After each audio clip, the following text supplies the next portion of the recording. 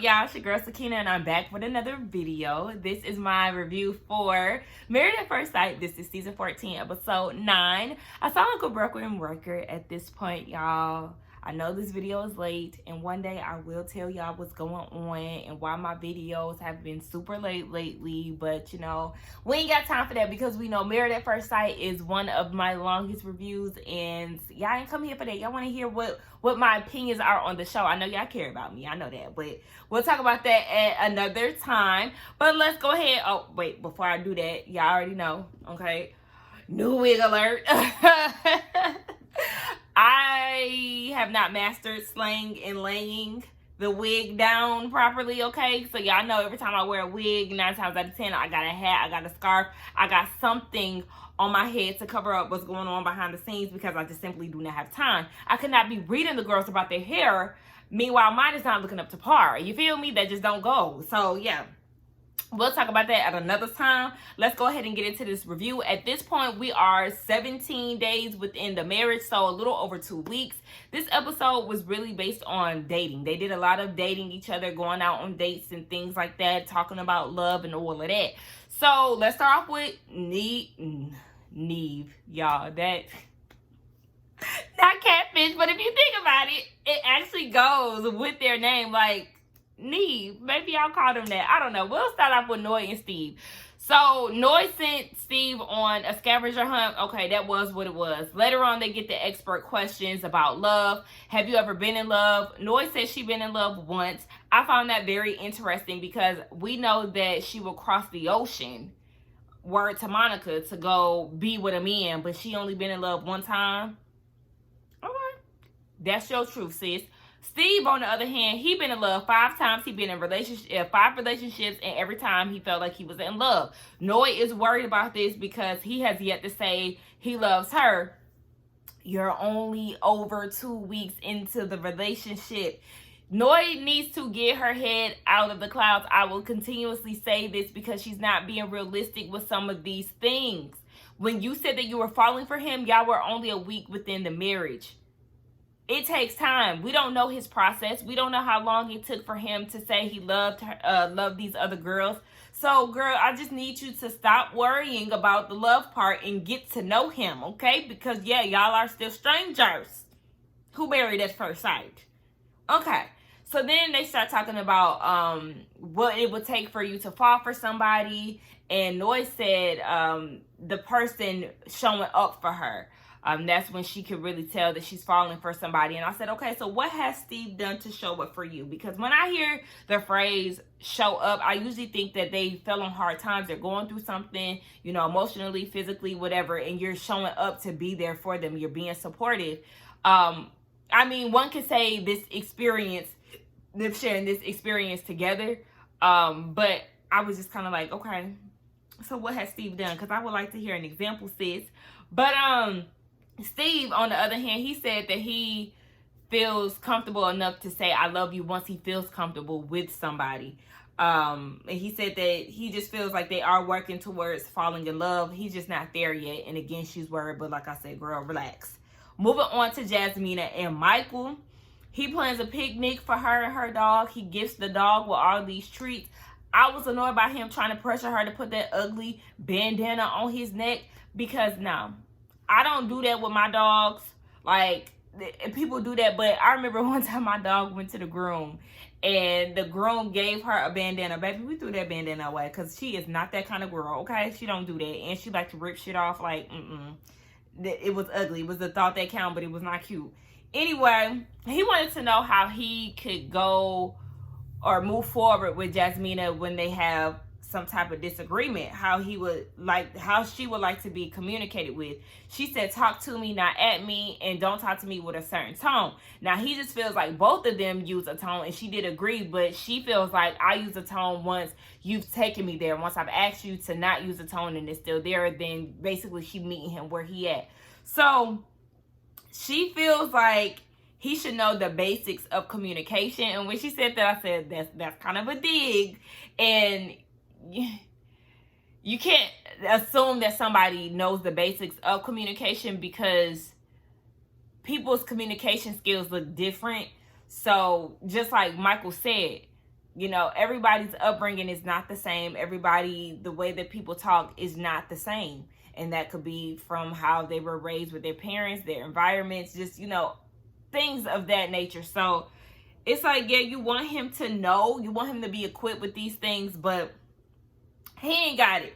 So, what irritated me with Jasmina is her trying to control the conversation so much. Like, your voice will, you know, fluctuate up and down when you're having conversations or when you're getting passionate about certain things. Like, you trying to shush somebody or you trying to direct the conversation and have so much control over it, that can lead to somebody getting very annoyed and getting upset more than what you may have thought they were at that point. So I just need her to stop doing that, because even her friends are pointing out how she can behave sometimes or how she can react to certain things. So I'm gonna need her to realize that, girl, you're no saint when it comes down to communication and some of your behaviors too.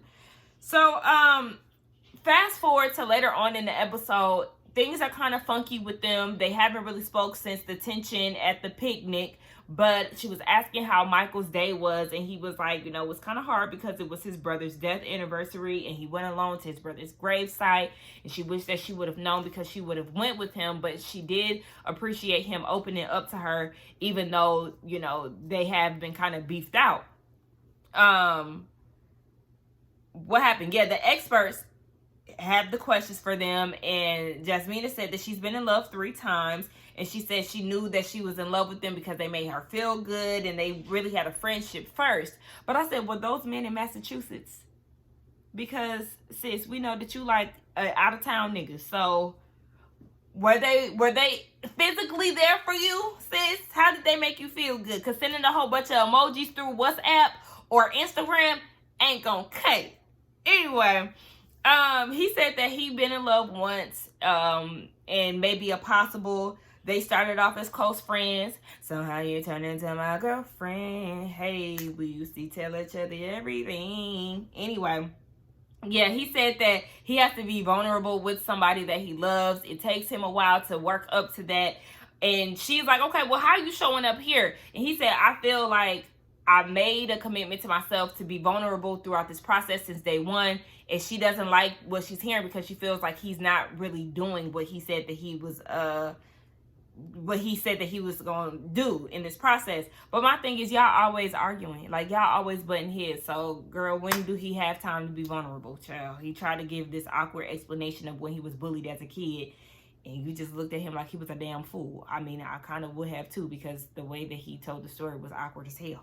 But anyway, we're going to move on to Katina and Elijah. Katina was doing a self-cam, saying that she was on her way or she was outside of the grocery store, and she hopes that Elijah Wan is happy with the things that she picks up because he likes food from scratch. Wasn't this the same dude who said that he was eating peanut butter sandwiches in the last episode, but now all of a sudden you like food from scratch? Baby, you don't even know how to cook, talking about some you like food from scratch. Folks kill me when they step into a new environment and all of a sudden they have like this new set of things. Like, baby, you done got married and you done changed into a whole new person. All of a sudden you expecting food from scratch. So you mean to tell me you want me to come and make you a apple pie and make the dough from scratch, making soup from scratch, doing all this shit from scratch? I'm assuming that you want me to go and catch the chicken, skin it, and debone it and all that too, huh, Mr. From Scratch? Child, I'm looking like scratch. Child, that man didn't even know how to put cheese on a damn hamburger. You was gonna put cheese on a raw hamburger. I don't want to hear Elijah Wan. Get out my face. So, they got into it the night before, apparently, and they give us this midnight cam of the conversation that was had.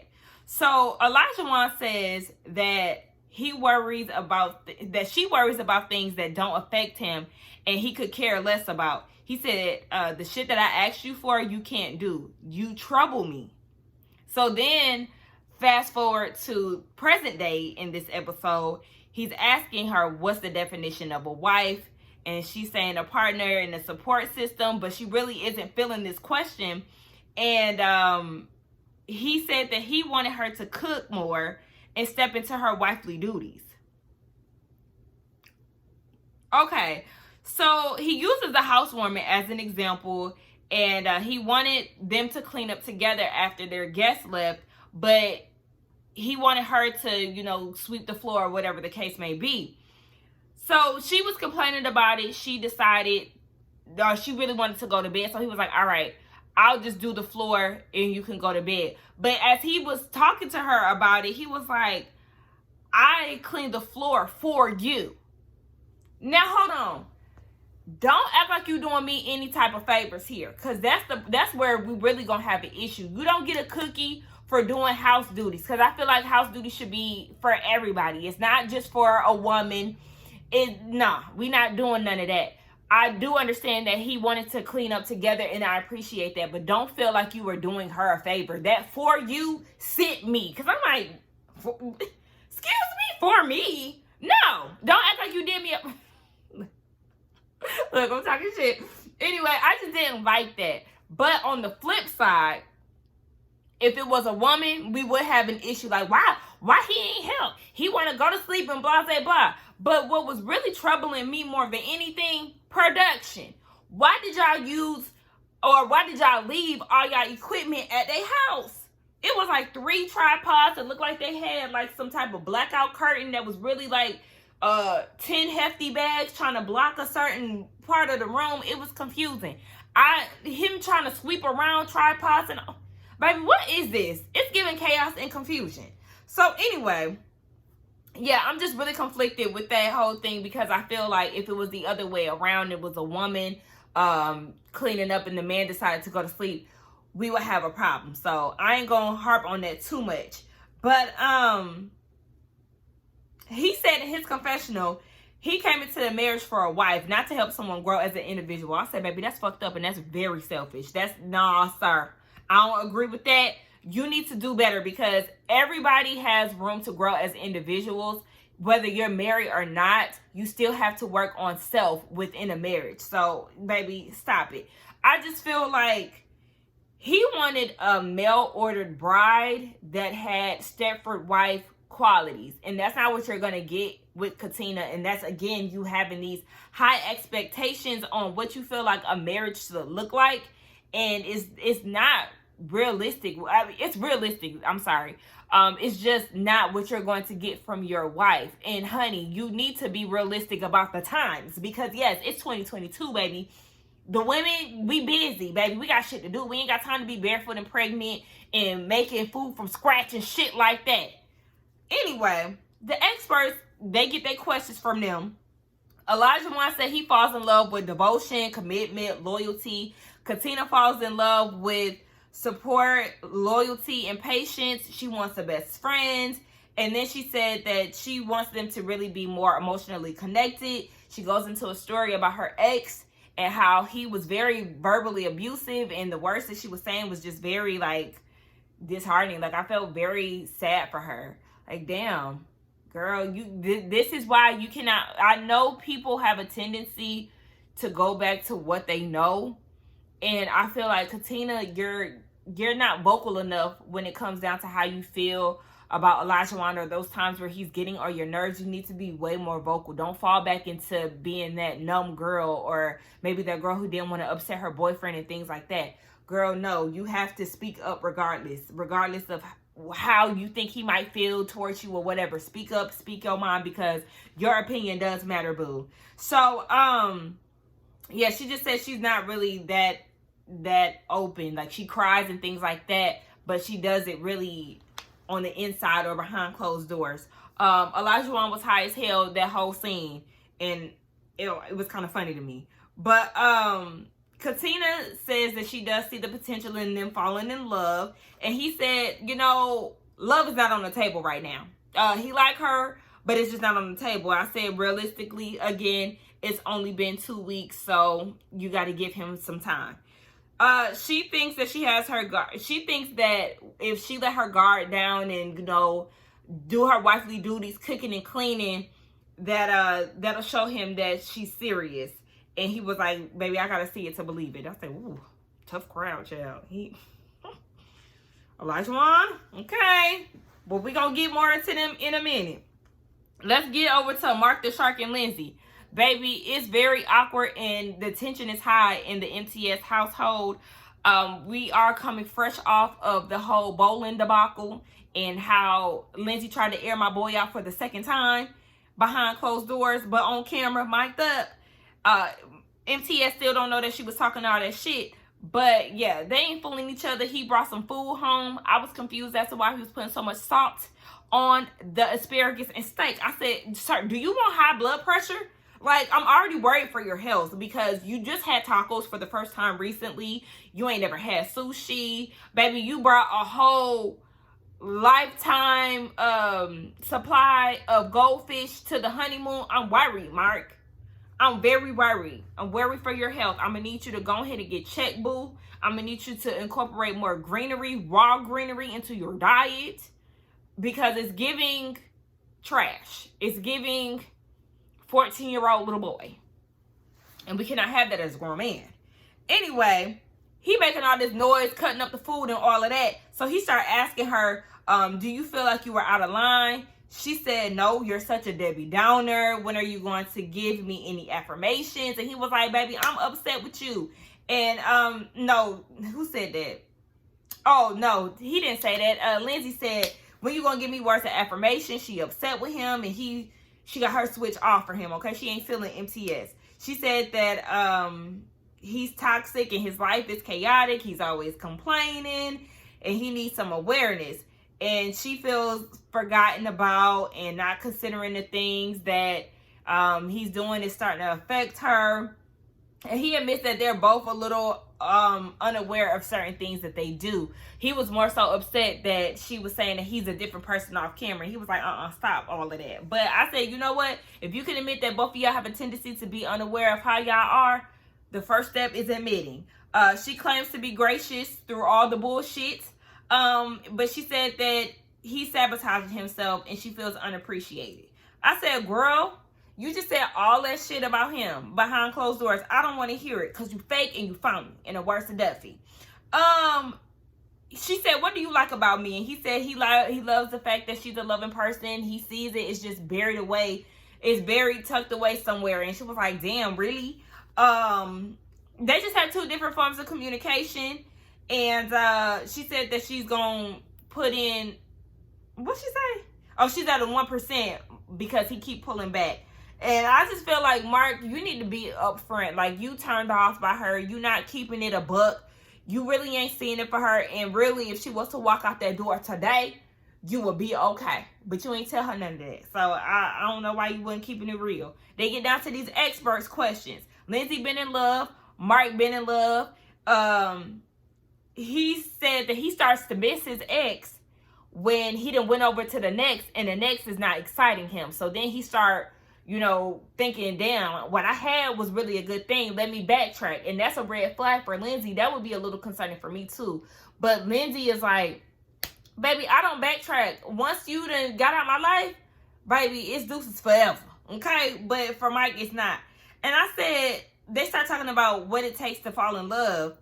And he said that, Lindsay did say that she felt like he was settling. And I agreed with that. But Mark said it takes time and patience for him to fall in love. I said, sorry, you admitted to us on your intro that you ready and got the U-Haul van packed up and ready after date 1. So what you talking about, Mark? It ain't making sense to me. She said that she needs somebody to be consistent and show up for her in order for her to fall in love. Shots fired. We already know she's talking about him directly. He said that he needs more time for love to develop. 2 weeks ago, she said she would have been in love with him pretty much the first week. And she said that, she respects him. Lies. I said, go ahead and do that good old flashback of her talking shit about him in the bathroom. That's how you talk about somebody that you respect. Okay. Anyway, the men meet up. They play this game. I don't know what game they played, but it looked fun as hell. They start talking about their marriages, of course. MTS said he trying to dig deep, but it's hard. He just ain't feeling the girl. Elijah Wan said he felt like he babysitting Katina. He said that their life skills is different, and he wants to know where her support is. He said he would have walked away if it was anybody else, and things haven't changed since the visit with Pastor Kyle. My mind is a little blurry right now, so I can't even tell you what the conversation between them and Pastor Kyle was. But basically, child, he said he ain't seen no improvements. Mike, he said that he has to be more vulnerable with Jasmina in order for her to be vulnerable as well.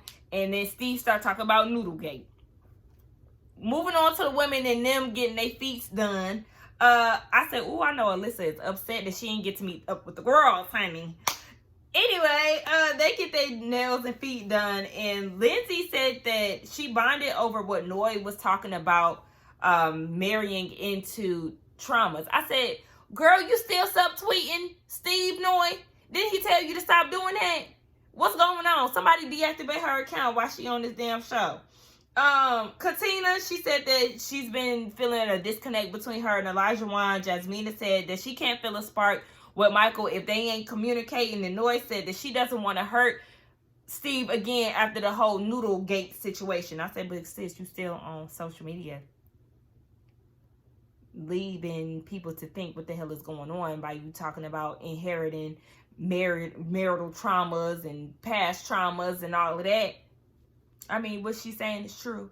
However, get offline. Mark and Lindsay, later on, after everybody meet up, they all go on dates again. They go on a sushi date. What's her name? Lindsay said that she appreciate that because she loves sushi. You know, she's trying to put him up on game. And I feel like he needs that. Like I said, again, he needs some nutrition because it's giving him and Lisa from Salt Lake City are one and the same, honey. Big gulp drinks, McDonald's and Taco Bell. He apologizes for all the times that he hurt her, and he promises not to cause her any pain. Cause he just wanna go back to being the same. Well, I only wanna make things right. Hey, you gotta say it like that. Before you walk out my life. Let her walk. Let her walk, Mark. I'm trying to tell you. Walk her like a dog. Word to Saucy Santana. He acknowledged all the nice things that she's done for him, and he appreciates it. And I said, well, Lindsay, this is the time where you want to come clean and tell him about all the shit that you said behind the scenes. But she's not going to do that. And then later on, she take him to the batting practice or whatever the hell, because he liked to play baseball. So they doing very nice gestures for each other and whatnot. Moving on to Jasmina and Michael, she makes a home gym. It was real cute. Certain stations was based on communication and things of that nature. They talk about his childhood and things get really deep. He talks about, you know, we know that he lost a lot of close family members. With him only being in his 20s, just over the years, he had some hard losses.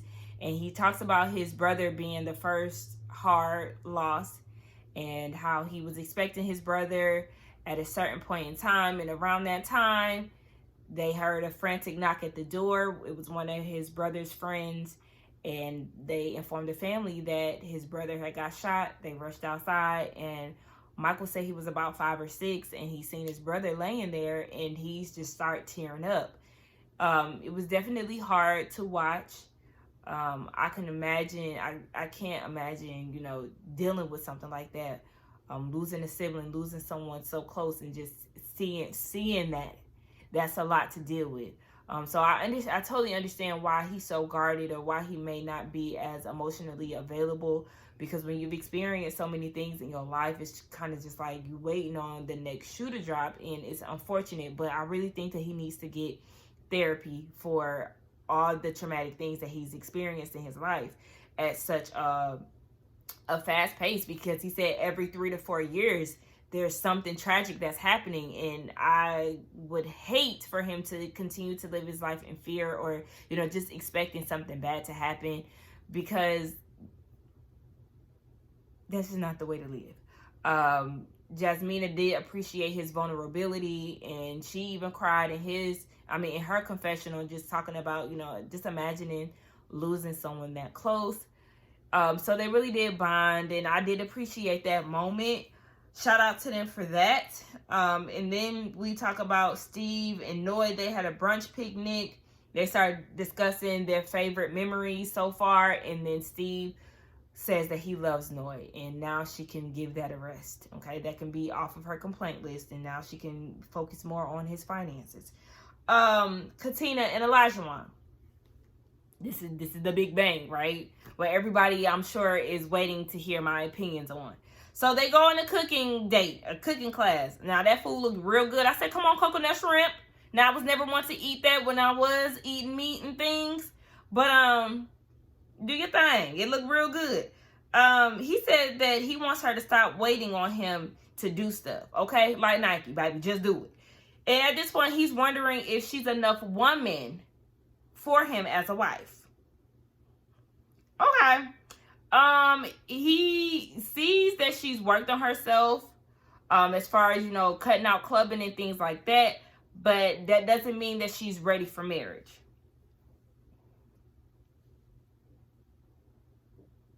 You're not lying. But I mean, one could say that about you and some of your expectations and how you, go about certain things.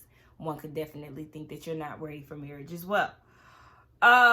She admits that she does put in effort, but he puts in more in certain areas. He said that he expects certain things to be there, but he doesn't know if she has that base. So then this is kind of where things kind of really just go downhill a little bit. He starts saying how he purchased a home and how he doesn't have any more student loans. He's taking care of a lot of things early on, and he doesn't know what she's done to better herself. I said, now hold on, Elijah. Do not make her feel bad for not having her own house or not doing these major things. Certain times it's about finances. It's about, just certain situations. You can only do what you can. So I say don't extend her some grace. Don't make her feel bad for living with her mama, okay? Because at this point, baby, I'm finna be 29. It's my birthday weekend. I still live with my mama, okay? At 28. Still living with my mama. I do plan to be out of here by 30. But I understand you have these big accomplishments that are really great deals. But just don't make her feel shitty for, not reaching those goals as of yet. He said that he feels like she handled the housewarming situation all wrong. Then he starts going into that. Baby, sis had her friends supply the food. All of the food. She said because she was at home at the apartment and then she had to get things for the decor. I said, girl, you went to Party City and bought a whole bunch of gold shit that wasn't even necessary, for real. So don't act like you just had hella shit to get. Girl, you gotta prioritize. How you gonna have your friends supply all the food? And then this is what I'm saying about Katina not being the brightest crayon in the box. They got that because I orchestrated it.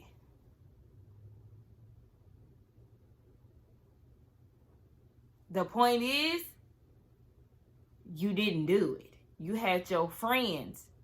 Now, it's okay if you feel like, oh, can you go pick up this one item or can you go pick up this?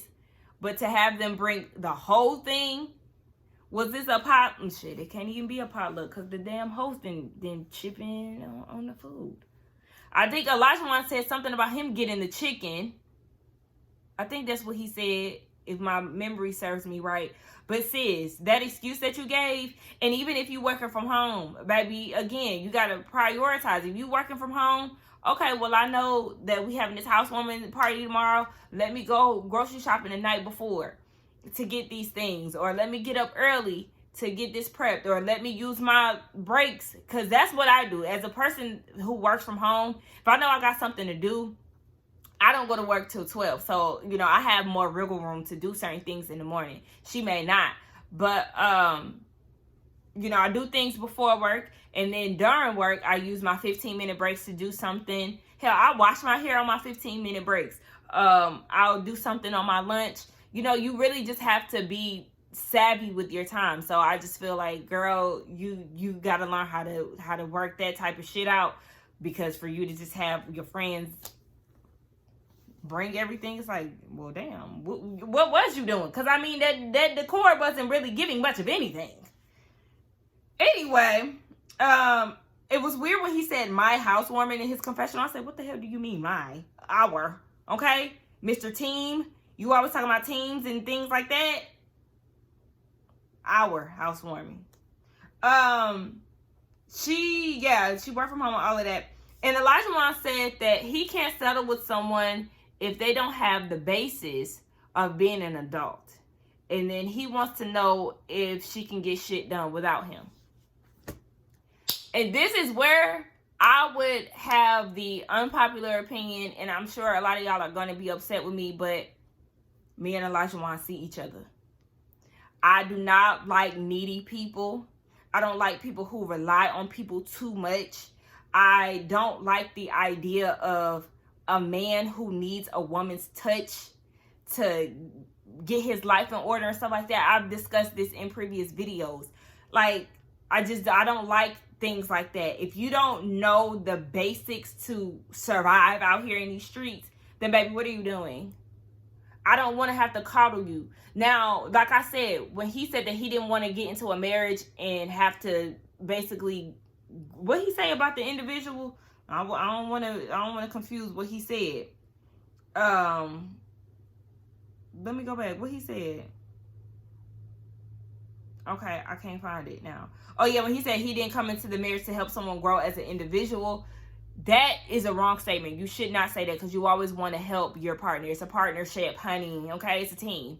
But I just feel like you as an individual, I would want to make sure that you know how to get shit done on your own. The only thing I want to hear from a man's mouth in regards to a woman's touch is the core. If you don't know how to set up your own appointments, if you don't know how to make a balanced, complete meal and things like that, that's a problem for me. Because it's like, baby, I'm going to need to see some type of order, some type of structure. I'm going to need to see that you know how to get shit done. That's attractive to me. And when you don't have that, it's an automatic turn off. So I understand what he's saying, because I feel the same way about a man. Don't be needy. Don't lean on me too much. Because if I'm not around, are you going to be able to do these things? Even when he said, baby, even if you don't know how to cook, clean. Okay? Because he don't like going to sleep with a dirty house. So them knocking it out together would definitely fasten the pace to certain things. So he's just like, baby, you're going to have to meet me somewhere. Because as of right now, it sounded like Katina really ain't giving too much of anything. And I could see that in her. And it hurt her feelings. And I hated to see her cry. He could have worded it a little better, but he got to speak his truth. If that's not something that you're attracted to, then it just is what it is.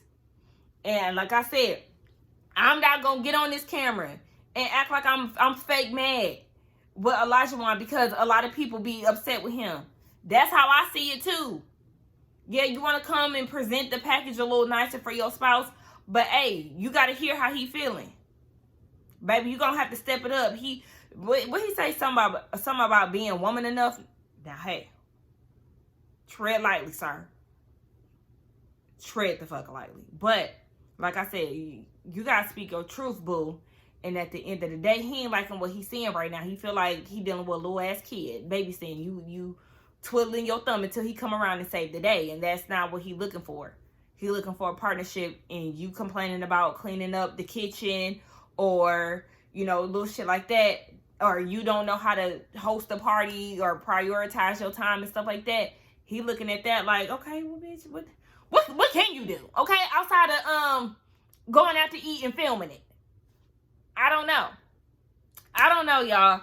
I know a lot of y'all just gonna be upset with me for having that opinion. I haven't, read anything on Twitter or anything like that. I don't know how the people are feeling, but I just feel like a lot of people are against Elijah Wan and his thoughts. But like I said, I identify with that kid more than I said that kid. I identify with that man more than I expected. He got flaws too, though, but I understand his frustrations because I act the same way. But anyway, y'all let me know what y'all thought about this review. Let's get down in the comments and talk. Don't forget to like, comment, and subscribe to my channel. And I will see y'all in the next one. Bye.